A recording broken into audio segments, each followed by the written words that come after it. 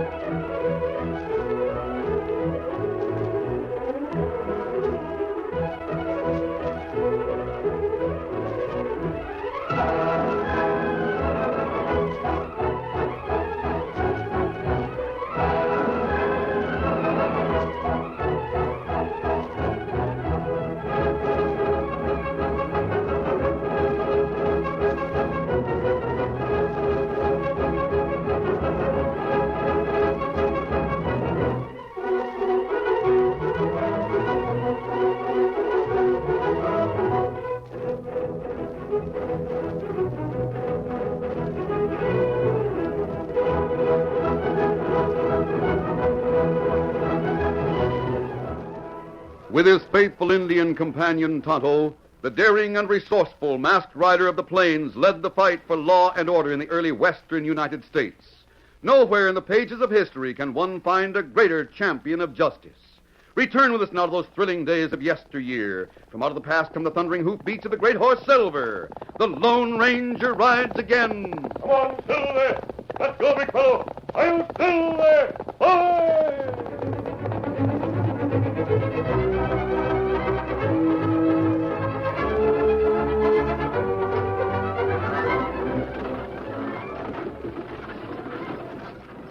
The stage from the east bumped and swayed along the trail toward Fort Tarrant.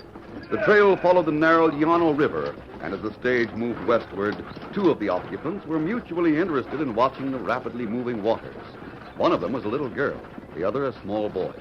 The little girl, Peggy Bailey, was on her way in the custody of a sharp-eyed governess to join her father, Colonel Bailey, at Fort Tarrant. The boy, Johnny Endicott, was returning from a trip to Austin with his father, who owned a blacksmith shop at Fort Tarrant. The silence inside the stage was finally broken by little Peggy Bailey. My name's Peggy Bailey, and I come from Boston. What's your name? I'm Johnny Endicott, and I live at Fort Tarrant. Golly, that water makes us seem to go faster. Don't you think so? Uh-huh. I'm going to Fort Tarrant, too. Gee, honest? Yes. I'm going to live there with my father. Oh, golly. Then we can play together. I'll show you my dad's blacksmith shop, too. Can't I, Dad? Yes, you sure can, son. Don't be ridiculous, Margaret.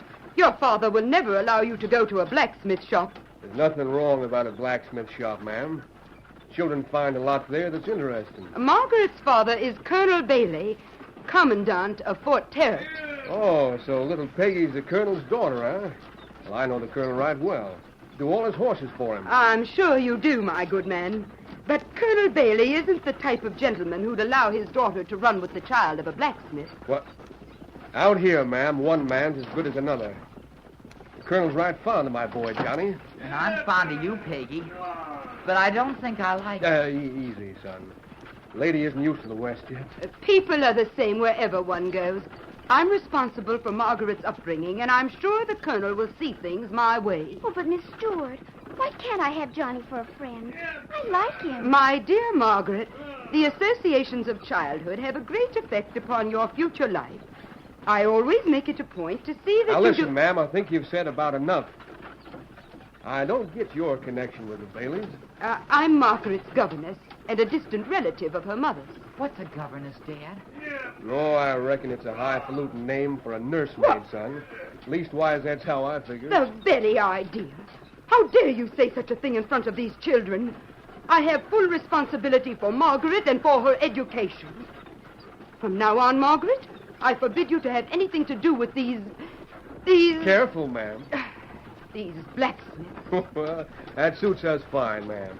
If you've been teaching the little girl all she knows, I don't reckon she'll be too much of a good influence with Johnny anyway. The colonel will hear about this. Such impertinence. Yep, I reckon he will hear. Just look at the scenery, son, and keep your mouth closed from here at Fort Terry. Understand? Yes, sir.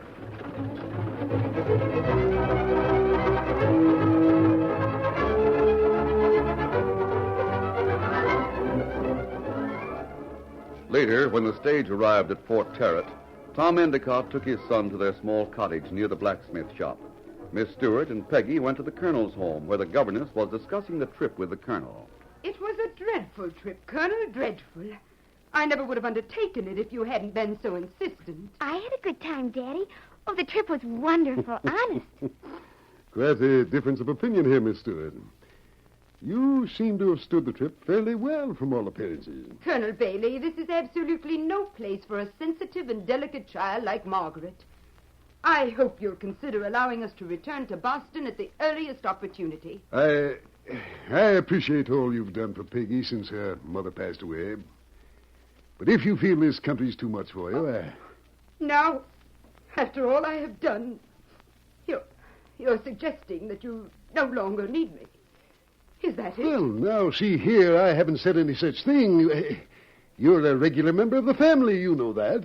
Well, Cousin Ethel always considered me as such. Of course. And my wife would want you to be with Peggy. Well, then, I'll try to like it here. But there is one thing I must insist upon, Colonel. And what is that? That I have full charge of the child, as in the past. Of course, Miss Stewart. What you say goes. I'm pretty busy anyway, Oh, but so... Daddy, Miss Stewart says I can't see Johnny anymore, and I like him. Johnny? Who's Johnny? Margaret is referring to a rather unmannerly little boy we were forced to meet on the stage. I believe he's the son of your blacksmith here. Oh, Johnny Endicott. Oh, yes, that's the one, Daddy. Cousin Ethel's child must not associate with the son of a blacksmith. I've forbidden her to do so. Come, Margaret, it's time for bed. Now, see here, Miss Stewart. Let's not discuss the matter in front of Margaret, Colonel. Come, child, go to bed. Well, she'll get over that in a couple of days. I hope.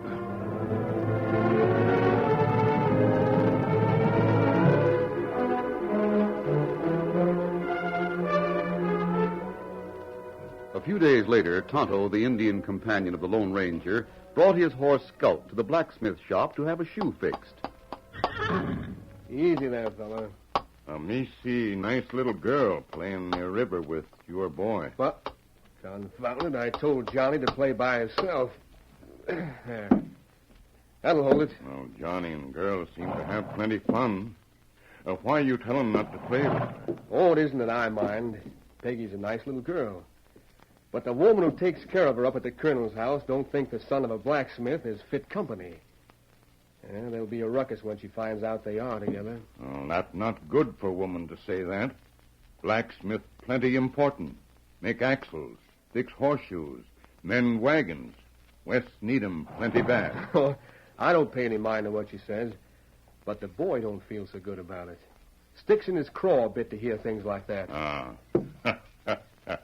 But him meet and play with girl anyway, it seem like. It's all right with me. Me go now. Come in again, Tonto, when you have to. Me be back. Get him up, Scout.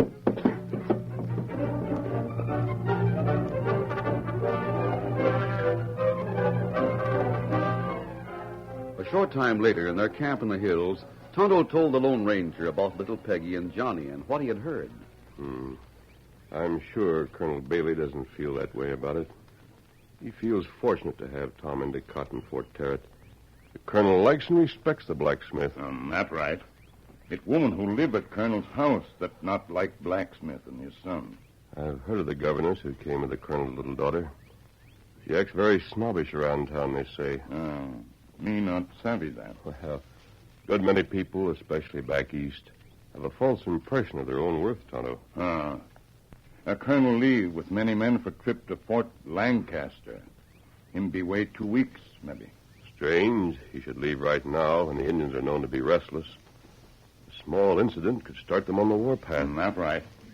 We'll camp here until after the colonel and his men return, in case something does start. Oh, how many men are at the garrison, do you know, Tonto? Well, blacksmiths say there may be 24, maybe less. I see. Far too few if there's an uprising. Well, we'll hope that nothing happens to arouse the Indians, at least until after the colonel and the soldiers with him return.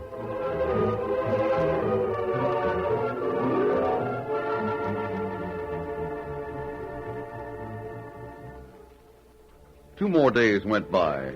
It was afternoon before Peggy had the chance to get away from the sharp-eyed Miss Stewart and head for the secret spot near the river where Peggy and Johnny played. The two children stood on the riverbank, throwing stones into the water. There. See, Johnny? I can, too, throw as far as you. Oh, that wasn't far. Watch this one. Ooh, golly, that really did go far. You have awful strong arms, Johnny. Sure. That's from helping Dad at the blacksmith shop. Why don't Miss Stewart like blacksmiths, Peggy? Oh, she says genteel folks don't work with their hands. But if nobody worked with their hands, how would folks get things done? Somebody has to fix things and build things and grow food and all. That's what Daddy says, too. You know, someday I'll... Oh, Johnny, look! Over there across the river. Oh, gosh, Indians. Get down quick. I'm scared. Maybe they'll scalp us if they see us. They have to cross the river first to get to us, but they won't see us. Gee. Look, I see 3 of them going along the trail over there. Somebody shot one of them. Johnny, I'm awful scared. Oh, don't be a sissy cat. I'll take care of you.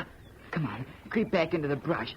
Then we'll take our secret path and run back to the fort. Oh, can't we just hide in the brush a while? Nope. Dad said if somebody did anything to an Indian while your father's away, all the Indians might go on the warpath. What's that mean? It means they go around killing people, and they'll attack the fort. Come on, we have to tell Dad right away.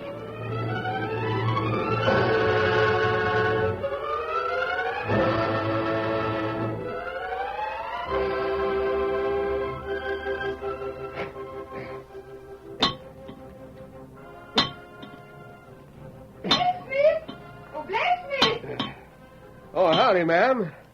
Come on in if you want to talk to me. Ridiculous. I wouldn't set foot in such an awful smelly place. Well, suit yourself, ma'am. I don't mind stepping to the doorway. What's on your mind this afternoon? Where is Margaret? Margaret? Oh, I guess you mean little Peggy. The colonel should insist you respect his daughter by calling her Miss Margaret. I'm just waiting for that day to come, ma'am. I better get back to work. Hold on, blacksmith. Mr. Endicott to you, ma'am. If you want to teach manners, you ought to practice them yourself. Such outright insolence. Oh, Dad, something's happened. We saw what happened. Honest. Margaret Bailey. So there you are, and with Shut that... up. Oh. Now, son, what is it? Tell me. Indians, Dad. Somebody shot one. We saw him fall, and the others with him were yelling like they were awful mad. We ran all the way back from the river to tell you. You? Down by the river with this boy? When the colonel gets back, I'm going You to... might not be here when the colonel gets back, ma'am. Just what do you mean by that? I mean the Indians will attack as sure as shooting. It might take the fort. All of you get into the stockade. I'll warn the others and notify the garrison. Nonsense! This boy is making up tall tales and teaching Margaret to do the same. Oh, no, Miss Stewart. Honest, we My really boy saw don't it. lie, ma'am. I'll get to the stockade and hurry. I'll do no such thing. I'm taking Margaret and Heavens, what's that? Indians coming to attack. We gotta make it to the stockade or we'll all be killed.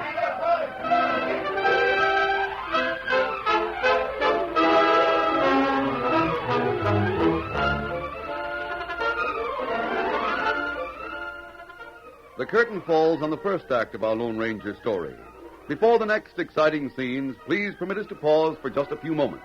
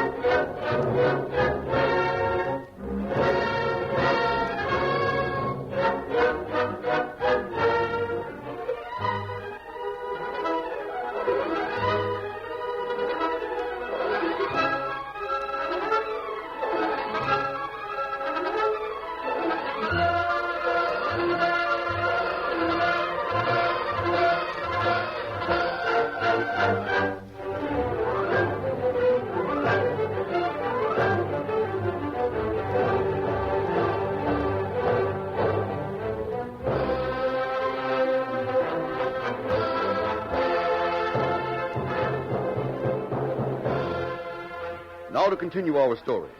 Within a few minutes, Tom Endicott, with Miss Stewart and the two children, reached the protecting enclosure of the stockade, along with most of the other townspeople, just as the great gates were swung closed.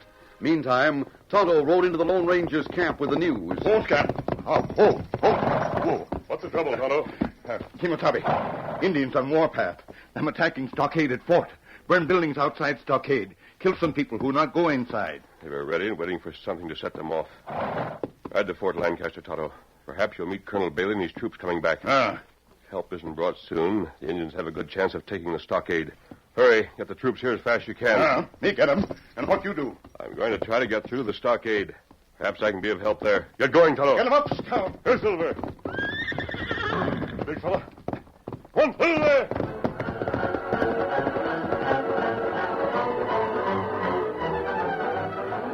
Inside the besieged stockade, the townsmen shouldered rifles along with a few soldiers who had stayed behind when the colonel and his troop left. The town's women stood behind the men, keeping the guns loaded, bringing water, and caring for the wounded. At one of the barracks, Miss Stewart was nervously making bandages while Peggy sat watching. Dusk had fallen, and the raiding Indians quieted down. But intermittent shots and an occasional blazing arrow gave sign that they were still there. Miss Stewart looked up as one of the men entered. We need more bandages, ma'am. Got a mighty lot of wounded, I can tell you. There's a pile on the table. Take those. Yes, Is there still danger? Sure is. Them Indians will come at us in full force a little later. Now, the lieutenant and the sergeant are both badly wounded. Then who's in charge? Tom Endicott's sort of giving the orders now. Tom Endicott? You mean the blacksmith? Yes, and that's him. Heaven protect us now. With the blacksmith leading the men, we'll all end up being slaughtered. Oh, golly, will we honest, mister? Not by a long shot, youngster. Tom Endicott's the best man we have to do the leading. Every man in the place respects him and is willing to take his orders. I gotta get these bandages to those that need them. This awful place. If we come through this alive, your father just has to send us back to Boston. Oh, but I like it here. Only I am scared of the Indians and everything. Golly, these things... Oh, something's happening out there. Come along, Margaret. Hurry.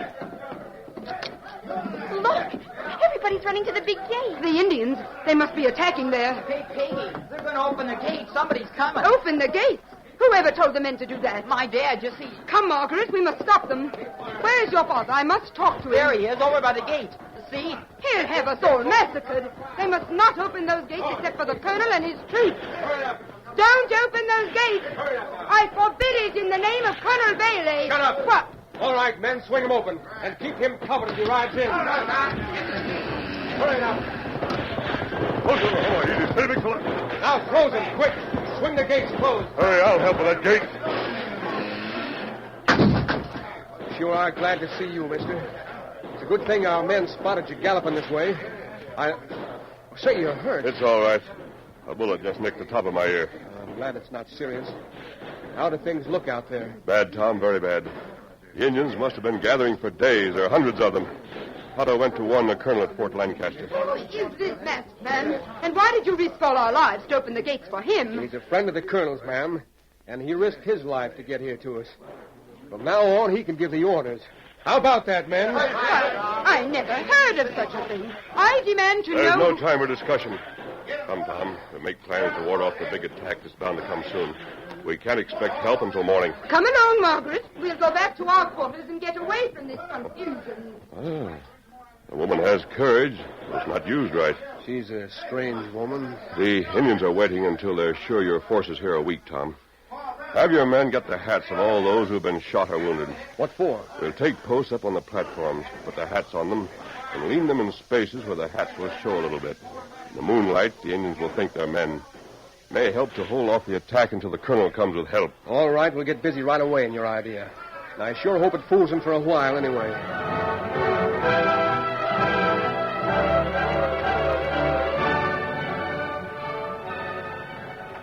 As the night wore on, scattered bands of Indians continued to fire upon the stockade, and the people were kept busy putting out small fires that were started from time to time by blazing arrows. There's a blaze on the roof of the stable.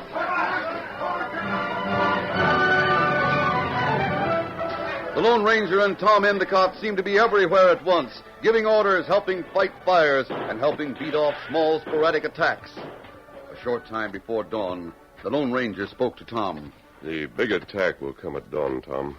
I'm sure of that. Guess you're right. There's something else bothering me. Oh, what's that? If the colonel comes back with just his own troop, they'll be wiped out. He won't realize there's so many Indians out there. I'm trying to think of a way to warn him, so even if we're overpowered, the troop can be saved. No one could get out of here now, Tom. I thought of that, too. I even looked into the possibility of using the drain pipe at the back, thinking I might get through that to the gully. But the pipe's hardly big enough for a small boy, much less a man. Yes, even if a man did get through, he'd have no horse. Some of the settlers' horses are loose near the river. One of those could be used. There's no use thinking of that way of escape. Come on, we better make the rounds and see how things are. Unknown to either the Lone Ranger or Tom, little Johnny had overheard their conversation. It was a short time later when Peggy came running to find Tom and the masked man. The little girl was excited and upset. Mr. Endicott! Oh, Mr. Endicott! Well, what's the trouble, Peggy? Oh, it's Johnny. I saw him. He crawled through the drain pipe back there. What? He must have overheard us talking. Johnny. My son. Well, he'll never make it. Easy, Tom, easy.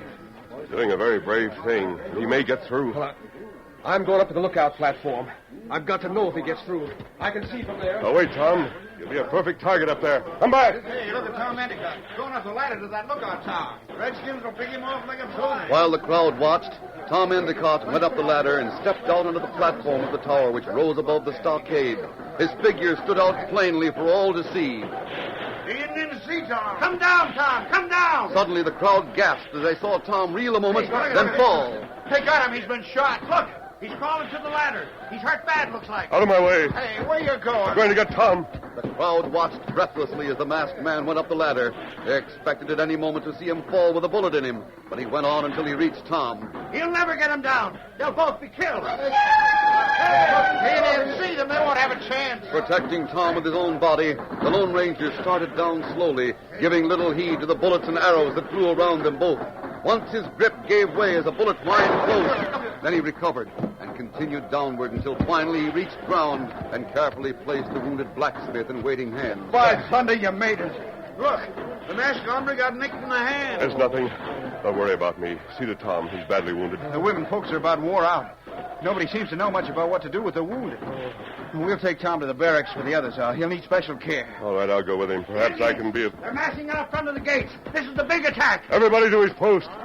Poor Tom will have I'm to... taking charge of Mr. Endicott. Two of you men carry him over to the barrack. I'll take charge there, too. I'm glad you've offered, but you Don't see, quibble. I've had experience in Boston hospitals during the war between the states. Don't stand there, men. Get him to the barrack. All right, do as the lady says. Right. The rest of you come with me.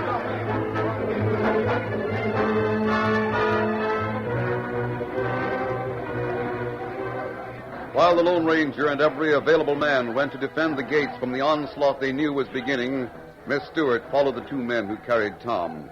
They left the blacksmith in her care, and before long she had dressed his wound and made him comfortable. Then, moving about among the others, she brought order out of chaos, seeing to it that each of the wounded was getting proper care. When Tom opened his eyes, she was bending over him with a cup of water. Oh, I didn't expect to see you, ma'am. Don't try to talk. Drink this. Oh. Thanks. I got it kind of bad. Guess from the noise, the big attack has come. Yes, I guess it has. The Indians are trying to break in the gates. Aren't you scared, ma'am? I was. I'm not now. Peggy is sitting over there, and I want her to be brave. Brave like you. And the masked man. And your little son. See, ma'am, if this is the end for us, I want you to know something. I think you're about the bravest woman I ever did come across. I'm glad to have you think so, Tom. Tom? You call me Tom? Yes, a blacksmith. And a very brave gentleman. One I'm proud to know. We lived as enemies. At least we can die as friends, can't we? Yes, I reckon we can. That bugle, did you hear? And listen to that fighting. The troops and the colonel, they've come. I leave you now, Mr. Endicott. Others need my attention.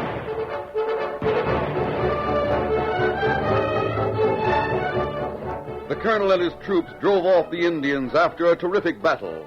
It was later when the Lone Ranger, the colonel, and the others stood beside Tom's cot. Well, Tom, I've heard great things about you and my masked friend.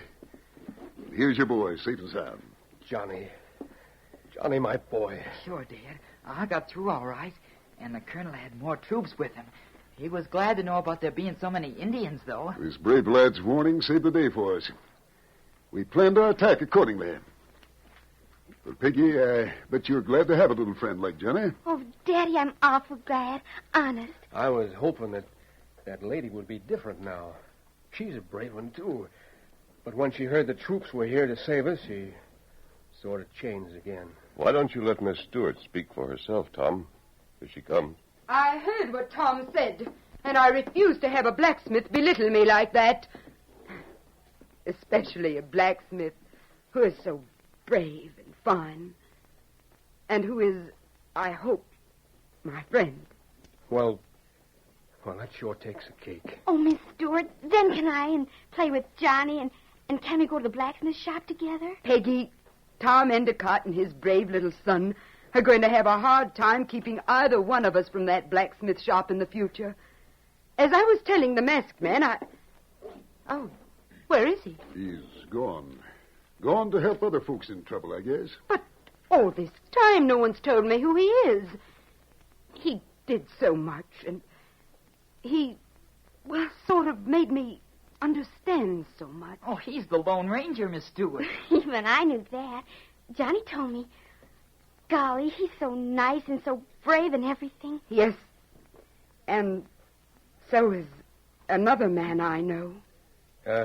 Say, Colonel, why don't you take Peggy and Johnny along with you? Let them play a while. You see, I figure there's lots more Miss Stewart don't know about a blacksmith that I can tell her right now. Oh, come on, Peggy. Let's go wave goodbye to the Lone Ranger.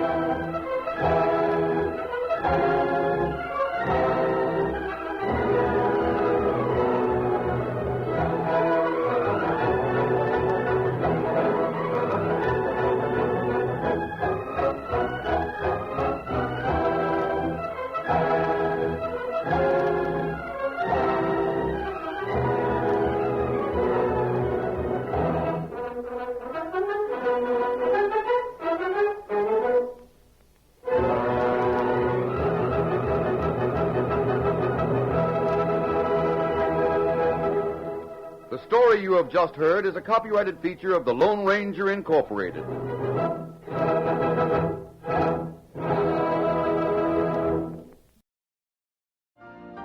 You've been listening to the OTR Gold Network. Find more classic radio at otrgold.com.